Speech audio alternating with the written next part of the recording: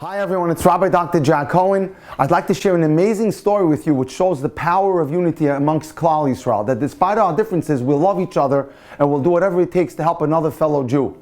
There was a man named Yossi. He woke up at around 1 o'clock in the morning in Israel. He was coughing blood. His wife was alarmed that she saw blood on the bed sheets. And she said, Yossi, let's call our doctor, Dr. Shamgar. So Yossi gets on the phone and he calls the doctor. Thankfully, he answered the phone instead of having an answering machine. And he tells him what's going on. And Dr. Shamgar says, Yossi, I want you to rush over to the hospital, get to the ER right away and have them do tests. So Yossi and his wife are sped through the streets by Magen Avi, the dome, which is like a Hatzalah, and the EMTs are running a battery of tests. They look concerned. When they get to the ER, a doctor greets them there, and they take Yossi into a room and they do a bunch of tests. Thankfully, 2 hours later, he came out. The tests were all negative, and they told him your condition is nothing significant. You just have to make it to your doctor tomorrow. Apparently, there's a little esophageal problem with your esophagus, but it'll get taken care of. While they're sitting in the waiting room, Yossi's wife happens to notice that there's a man who looks very pensive, very worried, very distraught. So she nudges Yossi, says, Yossi, you know what? That man looks very worried. I'm concerned about him. Perhaps you should go over to him and ask him if everything is okay. And he says to her, it's not our business. But she says, Yossi, you know, this week's Parashah is Parashah Vayeshev.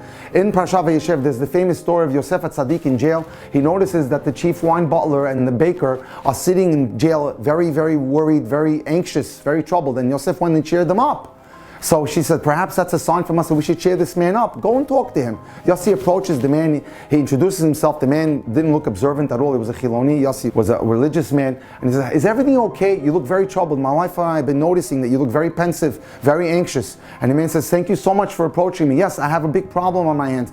My son was mowing the lawn in front of our house today, and something horrible happened. The lawnmower cut off 2 of his fingers. Thankfully, we know what to do, and we put the 2 fingers into a bag of ice, and we rushed him to the hospital. We were greeted by a surgeon who gave us 2 alternatives. He said, I can either sew up the wounds and he'll be okay, he'll just have 3 fingers for the rest of his life, or I can attempt, the surgeon told him, to reattach the fingers, but there's a strong possibility that your son may suffer paralysis in his entire hand for the rest of his life. And you have a half hour to make that decision. And he looks at Yossi, he says, could you believe it? I have a half hour to decide. I don't know what to do. I'm thinking of calling my wife, but I know she'll become hysterical if I tell her what's going on, so I don't want to call her. So Yossi, being a good Jew, he says to himself, you know, I can help you. There's a fellow in Israel called Rabbi Elimelech Führer, who runs an organization called Ezra Lamarpeh. Rabbi Führer is known as a tzaddik. He's like an angel. He helps Jews throughout the world, especially in Israel, get treatment for all types of medical conditions. Without ever having gone to a day in college or in medical school, he's brilliant. Many doctors in Israel turn to him for all types of, advice and direction. So they made a phone call to someone who made a phone call to someone else.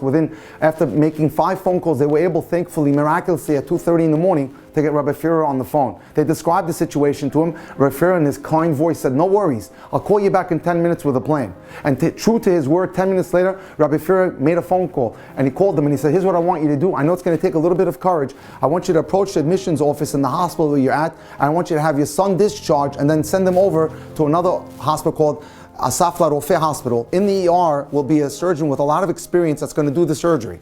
So the man was a little concerned. He didn't know what to do, but Yossi told him, listen, this man is a tzaddik. He's a righteous man. If he tells you to do something, you listen to him. He's helped thousands of people and saved thousands of lives. So they went over to the admissions office. They had Gideon, the young 16-year-old boy, discharged, and he was put into an ambulance. At that point, outside this hospital, Gideon's father, Donnie, said goodbye to Yossi, and he took Yossi's number.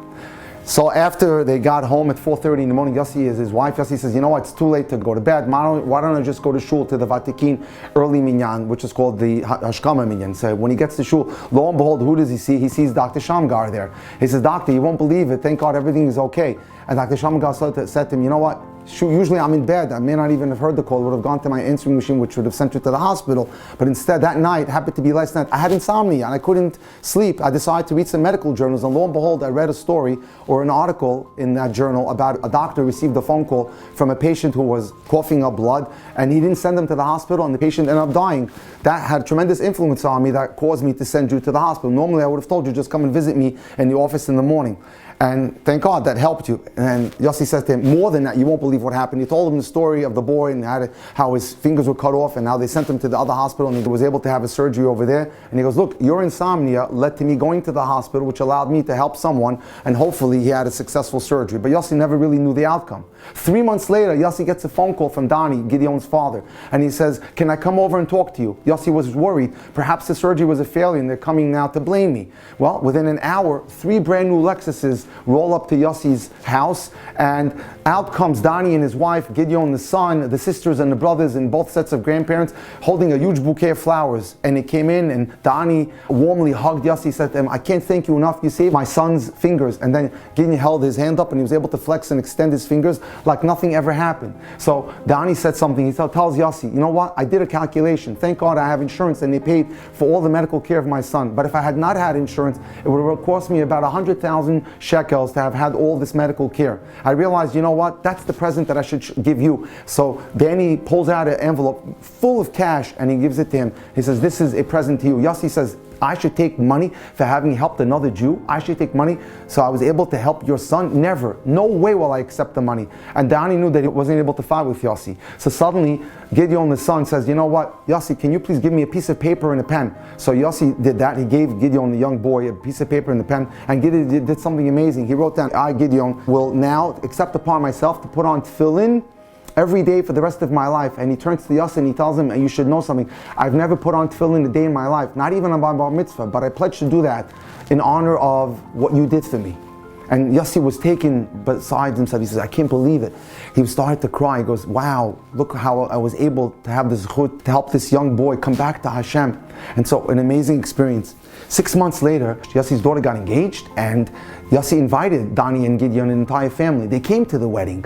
And when they came to the wedding, as any guest would do, they gave Yossi two envelopes, and Yossi put the envelopes in his pocket, didn't think about it at all that night. At the end of the wedding, it was time to pay all the vendors. So Yossi walks over to the band leader, the head of the music. He says, what do I owe you? He goes, no problem, Yossi, it's been taken care of. Yossi thinks to himself, says, I can't believe my mechutin went ahead and paid this without asking my permission. We were supposed to split this. Anyway, he goes over to the flower man, he says, what do I owe you? He says, taken care of. Now he walks over to the photographer. He says, what do I owe you? Taken care of. He walks over to the office of the general manager of the wedding hall. He goes, okay, what's the bill for that? He goes, no problem, Yossi, taken care of. He goes, in the morning, I'm going to have to settle all this with my mechutin. Well, finally, Yossi was able to make it home. When Yossi got home, he sat down, he started to relax. He had all these envelopes in his pocket, and he pulls them out one by one slowly. He sees the envelope from Dani, he opens it up, it was a bit bulky, and in there were invoices from every vendor. An invoice from the flower man, paid. An invoice from the photographer, paid. An invoice from the wedding hall, paid.